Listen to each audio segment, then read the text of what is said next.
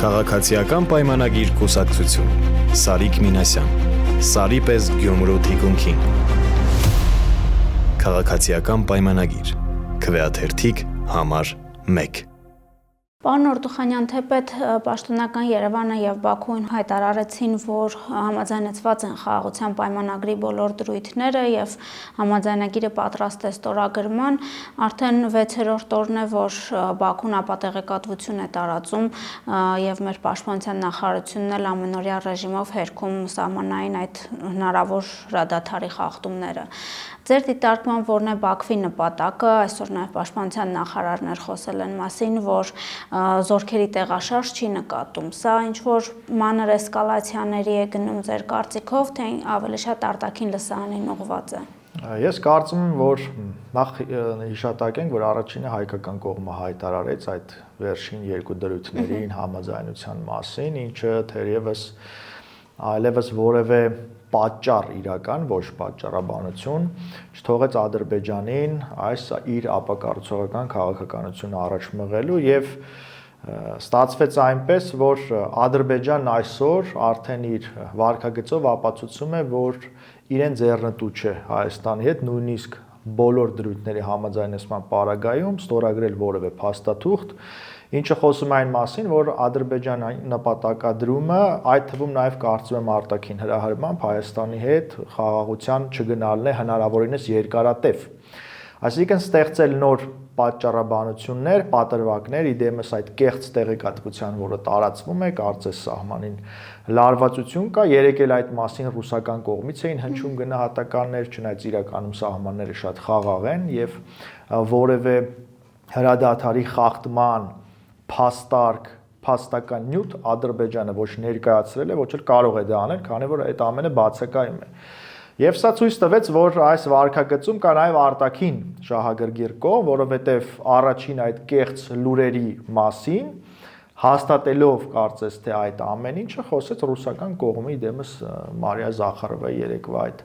հայտարարությունների։ Սա ցույց է տալիս, որ Ադրբեջանը կամ չի ուզում կամ Ադրբեջանին չեն թողնում գնալ Հայաստանի հետ խաղաղության, պատճառները երկուսն են, եթե Ադրբեջանի տեսանկյունից ենք նայում, ապա Ադրբեջանին ձեռնտու չէ խաղաղություն, որովհետև ինքն իր հասարակությանը, այսպես ասենք, մեծացրել է արտաքին թշնամու կերպարի հիման վրա եւ խաղաղությունը ենթադրում է, որ արտաքին թշնամի չկա, սա նաեւ ներքին գիտակցական հեղափոխություն է առաջացնելու Ադրբեջանի հասարակության մոտ, բայց ինչպես է ստացվում մեզ տարիներ շարունակ տասնամյակներով ասում եք Հայաստան այսպիսին է եւ այլն, արևմտյան Ադրբեջան, այս կեղծ թեզերը, հիմա դու մեկ էլ Հայաստանի հետ ինչ-որ խաղաղության փաստաթուղթ ես ստորագրում, ինչ եղավ այն ամենի հետ, ինչով մեզ կերակրում եք։ Այս հարցը կուղի Ադրբեջանի իշխանությանը, Ադրբեջանի հասարակությունը։ Եվ արտաքինը տարածաշրջանում խաղաղության շահագրգիռ չէ այն կողմը, որը փորձում է իր ազդեցությունը եւ ներկայությունը պահպանել այս տարածաշրջանում, իսկ մենք տեսնում ենք, որ առաջին արձագանքը ի պաշտպանություն ադրբեջանական կեղծ թեզերի ռուսական կողմից էր, հետեւապես կարելի է ենթադրել, որ խաղաղության խոչընդոտող կողմերից մեկը նաև Ռուսաստանի Դաշնությունն է։ Իսկ ինչու ձեր կարծիքով, որովհետև նաև կար այսպիսի տեսակետ, թե խաղաղության պայմանագիրը չի պարունակում այնպիսի դրույթներ, որոնք Ռուսաստանի շահերը կարող են վնասել, այսինքն նույն ենթակառուցվածքների ապաշրջափակման հարցը դուրս է խաղաղության պայմանագրից։ Այս դեպքում Ռուսաստանի մոտիվը չուզենալու ստորագրման որն է անընդհատ պահպանել ազդեցությունը։ Ռուսաստանի մոտիվը շատ պարզ է, կարծում եմ, որովհետև նույնիսկ այդ խնդիրների ոչ ներառմամբ խաղաղության այս փաստաթղթում ստեղծվում են շատ իրատեսական նախադրյալներ այն մյուս հարցերի լուծման հեռանկարի մասով Ռուսաստանի ազդեցության կտրական թուլացման։ Տեսեք, եթե լինում է խաղաղություն, նշանակում է պետք է լինեն մյուս քայլերը, ապաշրջափակում եւ այլն, եթե երկու պետություն միմյանց նկատմամբ չունի որևէ պահանջ եւ չունեն առիթներ նոր կոնֆլիկտների հրահարման, ռուսական ներկայությունը կամ միջնորդությունը կամ խաղաղարարությունը ինչ նպատակով կարող է լինել, այսինքն ինքը կորցնում է իր իմաստը տարածաշրջանում լինելու միջնորդի խաղաղարարի իմաստը ամբողջությամբ կորում է եւ նա ուզի չուզի կամ թույլատնելու ազդեցությունը կամ դուրս է գալու այս տարածաշրջանից։ Իսկ բնականաբար Ռուսաստանի նպատակը ամբողջությամբ այլ է՝ մնալ, պահպանել, ավելացնել լծակները եւ եկեք չմոռանանք, որ այդ Զանգեզուրի միջանցք ասված ձևակերպման շահառուն երևի թե գլխավորը հենց ռուսական կողմն է, որը Երրակողմ հայտարարության մեջ այն դրույթը, որ միշտ հիշատակում են, պետք է վերահսկողություն իրականացնողը լինի։ Այսինքն խաղաղության պայմանագրի ստորագրումը հայ-ադրբեջանական այդ բոլոր նախատեսումները, որոնք որ ունի Ռուսաստանը, դրանք ամբողջությամբ չեզոքացնում է եւ սա է խնդիրը, որ թե Ադրբեջանը, թե Ռուսաստանը ըստ էության փորձում են ձգձգել process-ը, խուսափել, հրաժարվել, սպասելով թե ինչ տեղի կունենա այս հրաժարումը պայմանագրի ստորագրումից ինչ միջազգային արձագանքի կարժանանա, արդյոք այդ կեղծ լարվածության խոսույթով, որ շրջանում ենք, իրենք կկարողանան ստեղծել լեգիտիմ հնարավորություններ նոր էսկալացիաների գնալու թե չէ, այսպես հետախուզական աշխատանք են անցկացնում, բայց ինչն է հետաքրքիր, որ այս ամենի ֆոնին բացվեց թեկուզ ժամանակավոր հայ-թուրքական սահմանի մարգարայի անցակետը եւ կարծես թե 10 օրով հումանիտար նպատակներով այս սահմանակետը գործելու է, այսինքն մի կողմից այս քաղաքականությունը, սահմանի մյուս կողմից այս մյուս իրողությունը օբյեկտիվորեն, որ նույնիսկ Թուրքիան է ըստ էության նպատակադրվում նաև այդ ապաշրջափակման հանգամանքը, այսպես ասենք, հետս հետե չեզոքացնելու, չէ որ Թուրքիայի պատճառաբանությունն էլ էր եղել այն, որ այս ամենը պայմանավորված էր Ղարաբաղյան խնդրով, բայց ըստ էության այսօր այդ պատճառաբանությունը այլևս, այսպես ասենք, գործարկելու որևէ լեգիտիմ հնարավորություն չի թողել եւ այս ֆոնին մենք տեսնում ենք, որ Թուրքիայի հետ մասնակիորեն թեկուս այսպես ասենք պայմանական որոշ օրերով գուցե դա լինի նախադեպ եւ երկարաձգվի, սա էլ չբացառենք, բայց այնուամենայնիվ այս կողմից ունենք դրական process, իսկ մյուս կողմից Ադրբեջանը ամենքեր փորձում է խոչընդոտել խաղաղության գործընթացին։ Իդեպ այս process-ը, քանի որ հիշատակեցիք այդ 10 օրվա ձեր կարծիքով Թուրքիան ու Ադրբեջանը համաձայնեցրել են, ես ինչու եմ հարցնում, որովհետեւ ադրբեջանական ԶԼՄ-ներում նկատելի է, որ կա դժգոհություն այդ 10 օրվա բացման հետ կապված, նույնիսկ հենց ադմինիստրացիային կից լրատվամիջոցները գրում են առանց Զանգեզուրի միջանցքի հասնելուն Թուրքիան բացում է սահմանը եւ այլն, ձեր կարծիքով սա ինչ որ ներքին բանի պատճառ կարող է դառնալ։ Ես կարծում եմ, որ այս հարցում իրենք հակասություններ ունեն, որովհետեւ նախ Թուրքիան Ադրբեջանի կարծիքը չպետք է հաշվի առնի, եթե այդ գործողությունը բխում է Թուրքիայի շահերից, Ադրբեջանը կարծես թե շատ է այսպես իրեն երևակայում որպես հզոր խաղացող, բայց այնուամենայնիվ նույնիսկ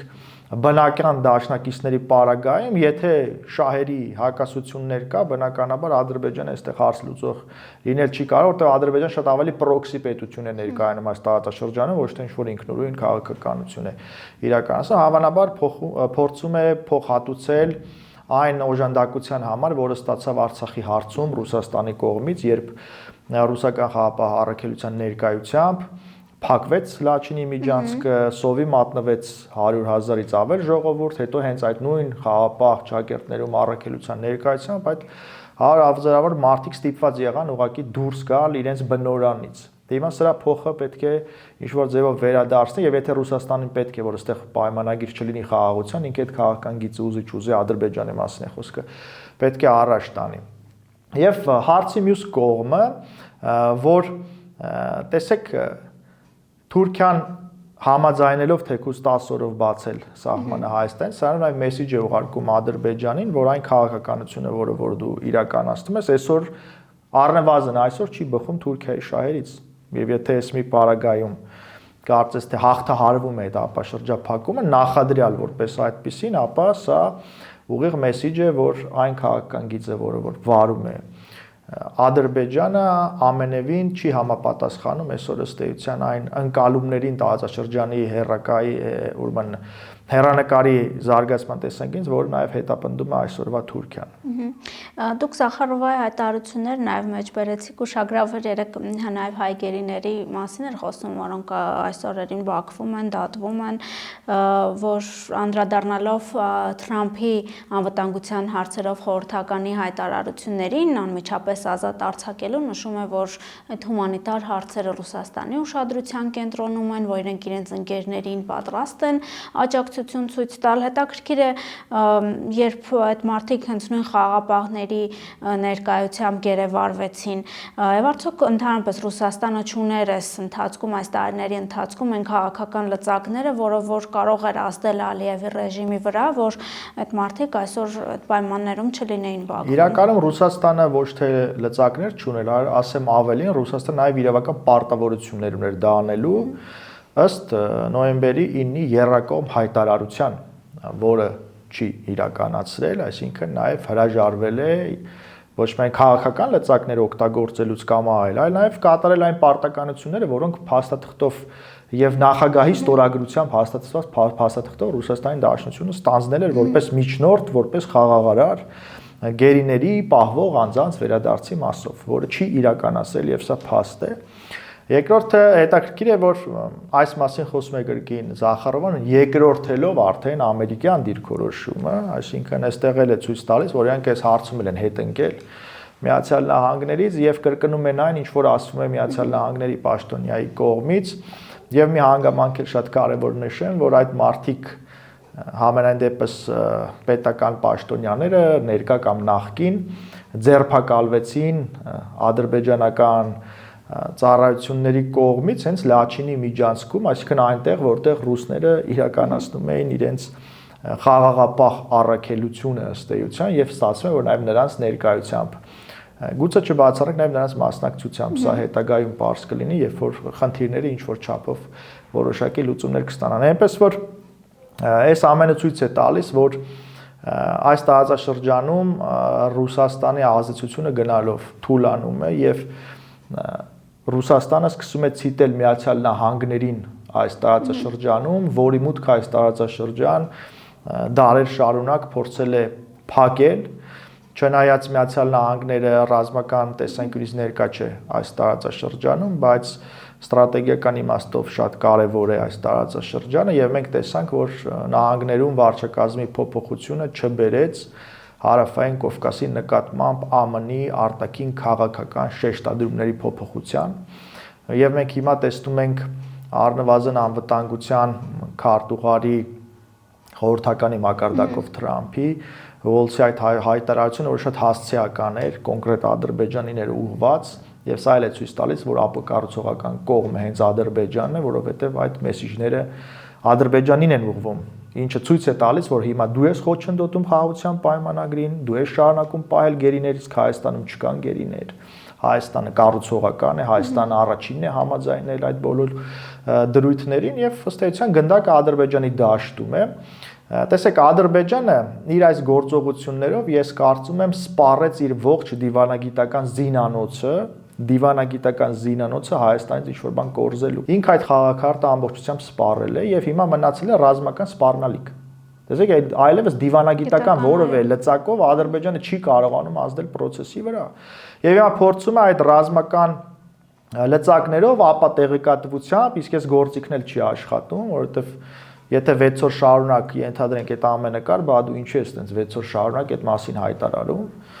Այսինքն պարզ է, չէ՞, որ եվրոպական դիտորդներն են որպես անաչառ կողմ, քաղաքացիական դիտորդները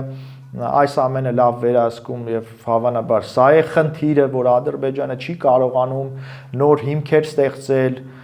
նոր ներխուժումներ կատարելու համար եւ այլն եւ այս ռազմական իր այս պոտենցիալը շահարկելով Ադրբեջանը իրականում Հայաստանին տալիս է նոր դիվանագիտական լծակներ, շատ ավելի ուժեղ դիվանագիտական զսպում իրականացնելու Ադրբեջանի ագրեսիվ քաղաքականության նկատմամբ եւ երեք Ռասմուսենի հարցազրույցը շատ ավելի առարկայական եւ կոնկրետ էր այդ զսպման հեռանկարները նախանշելու տեսանկյունից, այդ թվում պայմանավորված նաև եվրոպական դիտորդների հետ,